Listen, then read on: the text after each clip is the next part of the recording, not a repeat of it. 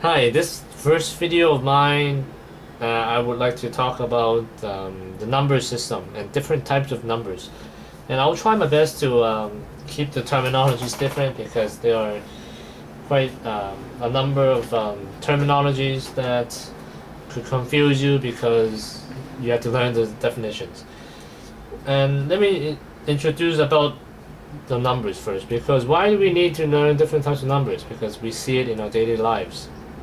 When we pay bills, buy something, you have numbers attached to a price tag, and you have to know what that means.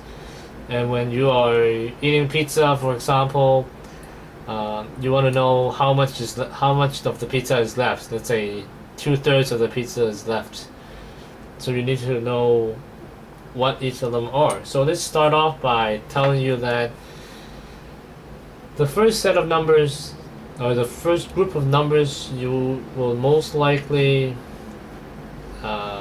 know and get involved will be the natural numbers. What are natural numbers? I'll give you an example. The number 1 is a natural number. 2, 3, 4, and so on, up to infinity. And when I talk about infinity, it's quite advanced, but I'll tell you in short. Infinity is basically you keep going as the numbers keep getting bigger and bigger, and it's because infinity is not an actual number, so you'll keep going. 101, 102, and so on. Okay, only the positives. Then when we talk about negative numbers, we talk about the integers. And integers, when I have this dot dot dot sign, means you keep going in that same direction.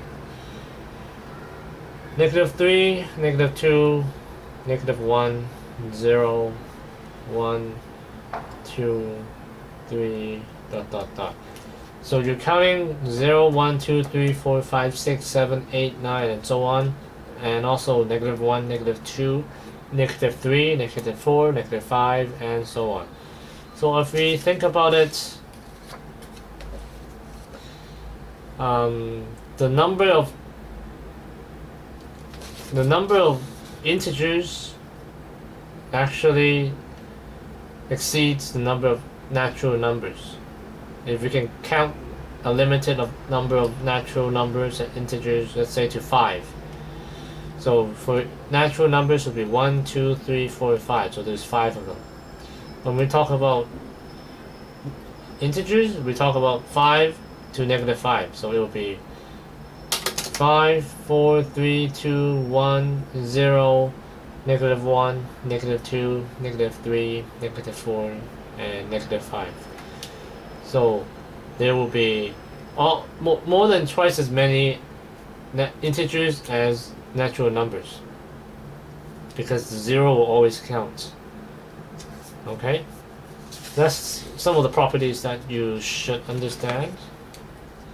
Okay, now next on to the real numbers. Also something that you will see every day in your life. Why? The real number, basically, you have a number line here. So 1, 0, 1, 2, and so on. -1, -2, and so on. So all the numbers here to positive infinity, or in other words, as numbers keep getting larger and larger positively, and as numbers get smaller and smaller negatively, it's all in the real number line.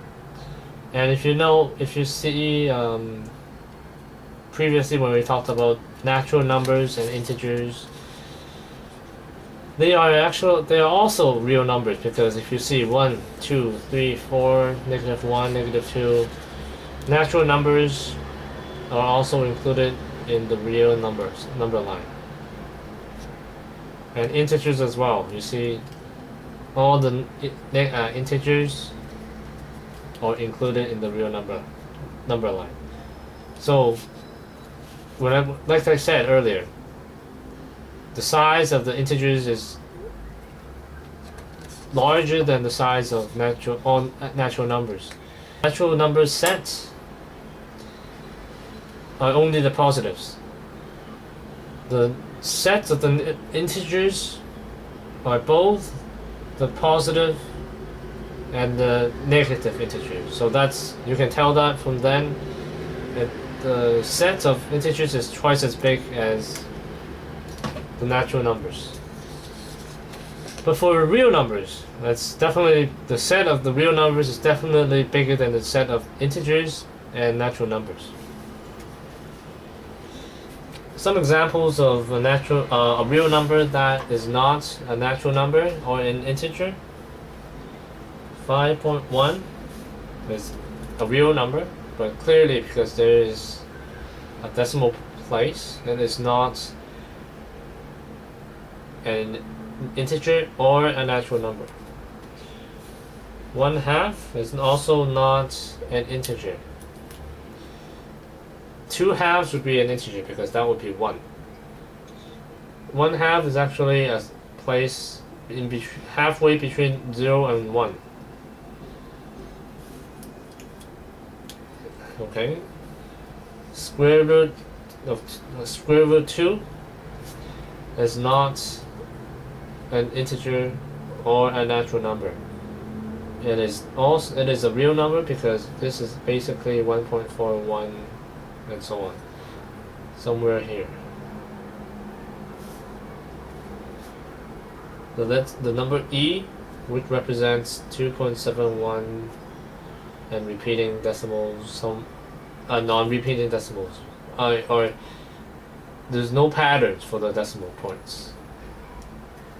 And other specific numbers, other like rare numbers and very cool numbers. 3.14 for pi. So pi would be here. E would be here. So these are all real numbers, but they're not integers or natural numbers. The next set of numbers I want to talk about is the rational numbers. They are also interesting to study because they have special properties. And a rational number is basically you can express a number in a ratio, in a fraction, where P and Q are integers.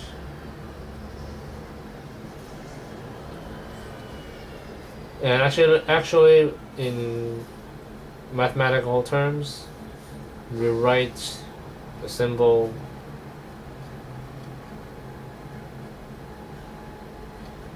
this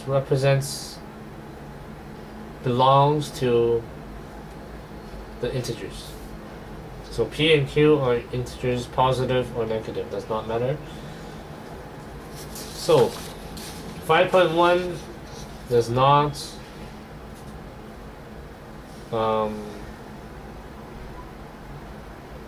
well, for here, if you look at here right away, you know 1/2 is a rational number, and technically this is also a rational number because 5.1 is basically 5 1/10, which is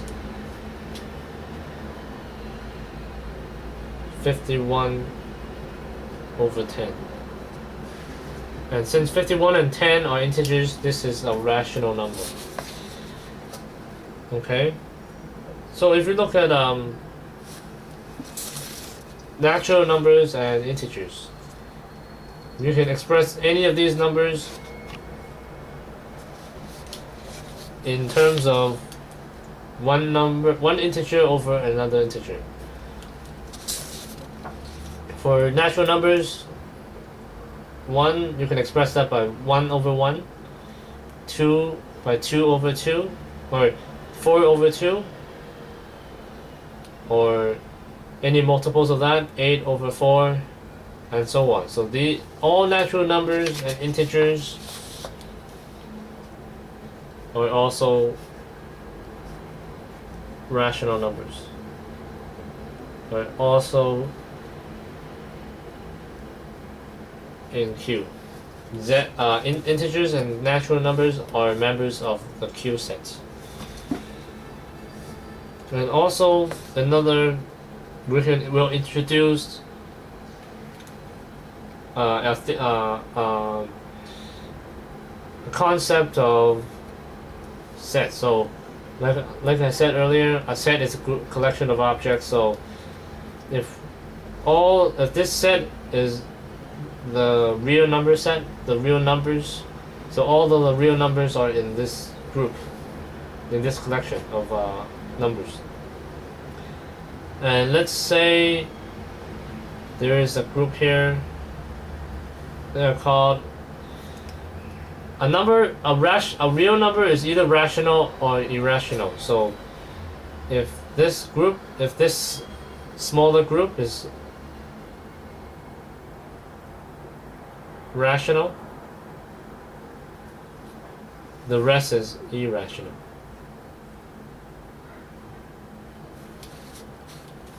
So how can we include all rational numbers? We have to take the real numbers and just take away the irrational numbers, and we write take away like this. And brackets basically means a set as well. So all the real numbers except for irrational numbers.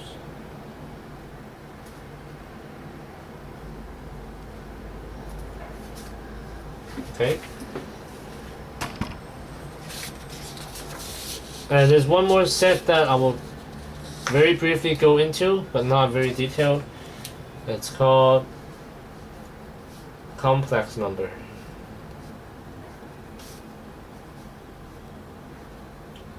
A complex number, you can express it as A plus B times the number I, where A and B are real numbers, and also I is actually the square root of -1,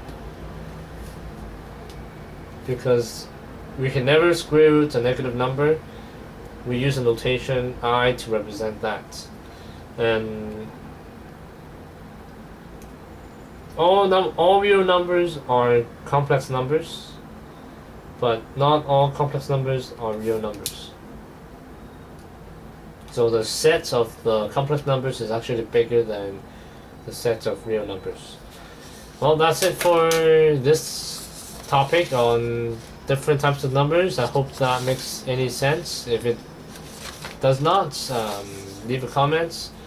If you have any questions or comments on how to make the videos better, you can also leave me some comments or leave me a personal message. Yeah, so please like this video if you like it, and subscribe to it if you want to know more in the future. Thank you. Bye bye.